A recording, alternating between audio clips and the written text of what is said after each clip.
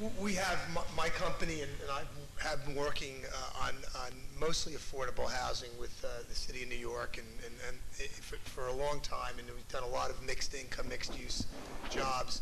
I'll mention Schaefer Landing, which we were involved in, was a project that was in South Williamsburg, which really was the first waterfront development. It was on a city-owned piece of land and involved a mix of affordable, lower-income rental housing and market-rate condominium development, and sort of set the stage, I think, a lot for what ended up happening in the north side of Williamsburg with the rezoning and the city's lead. And I guess Sean gave a pretty comprehensive talk about the rezoning itself, the waterfront access, the city planning involvement, the inclusionary housing and 421A aspects to it. So I'm gonna just spend a couple minutes talking about, how we got involved and what we ended up looking at as being important factors in developing. I was the only one on the site I was involved in, which is between North 4th Street and North 5th Street, and it's a long, narrow piece of property. It's about 6.5 acres of land, I think. And it presented a lot of challenges when we bought the land. It was we went to contract pre-zoning, and we got Dan and FX Fowl involved very early on, because there were a number of challenges with this land, from the fact that it was a former dumping ground or a current dumping ground. It was an infill site at some point. There was actually many years ago, with permits, a previous owner had actually infilled part of the property, and which is pretty amazing in the East River.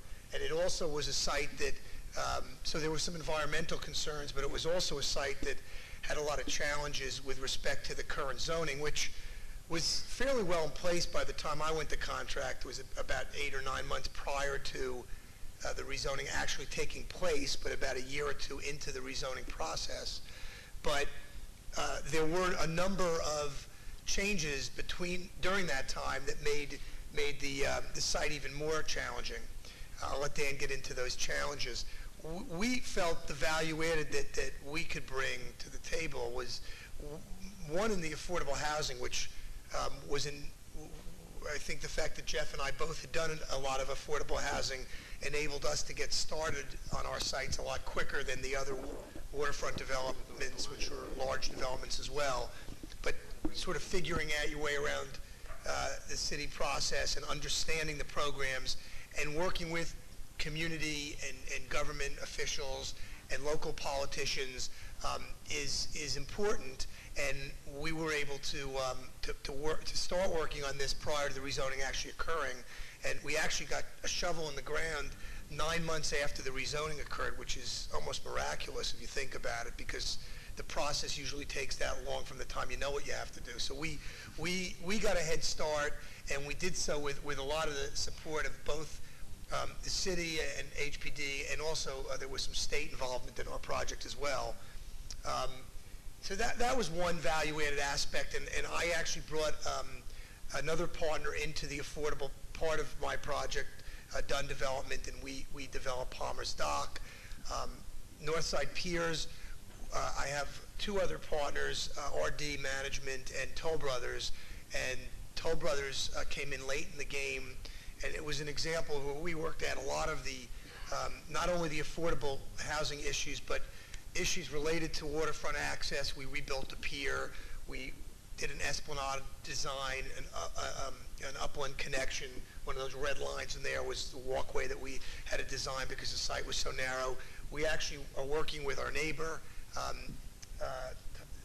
Tom, to work out, some site issues because of the tight aspects of both of our sites and how we have to sort of work cooperatively.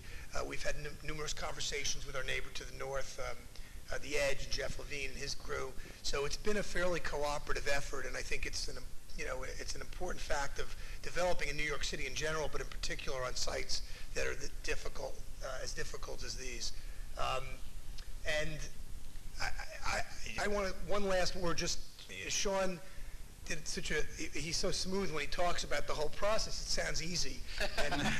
having been through it, mostly on the sidelines, but occasionally in intimate discussions at various levels with various both government officials, political figures, community board representatives. This was an incredibly heroic effort by this administration in the face of many, many varied interests, from preservationists to those concerned about environment, affordable housing activists, and many other people of special interest aspects to this.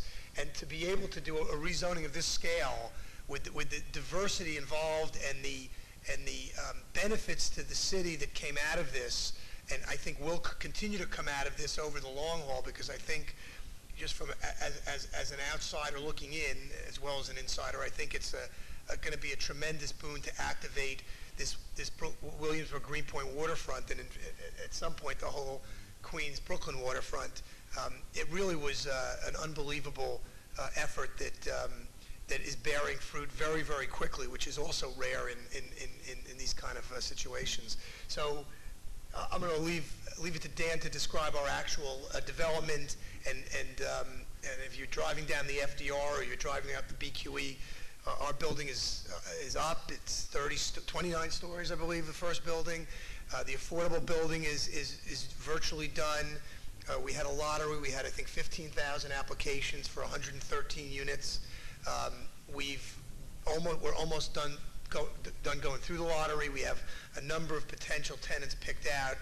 We expect to have a TCO for the entire affordable building next month, and we were expecting to have one for our market rate building this month. It's probably going to be next month. So the waterfront will be activated with people very shortly, and we're excited to have that occur. We're also in the upland part of Sean's speech, where there were 300 and some odd affordable units. We're developing about half of those on a site in East Williamsburg that we're doing as an off-site inclusionary job that will partially satisfy our on-site affordable housing needs. We are taking full use of the inclusionary program. We just couldn't do it all on site for logistical reasons. So we're doing that off-site, and about half of the inclusionary we produce there will be transferred or sold to developers in the upland areas.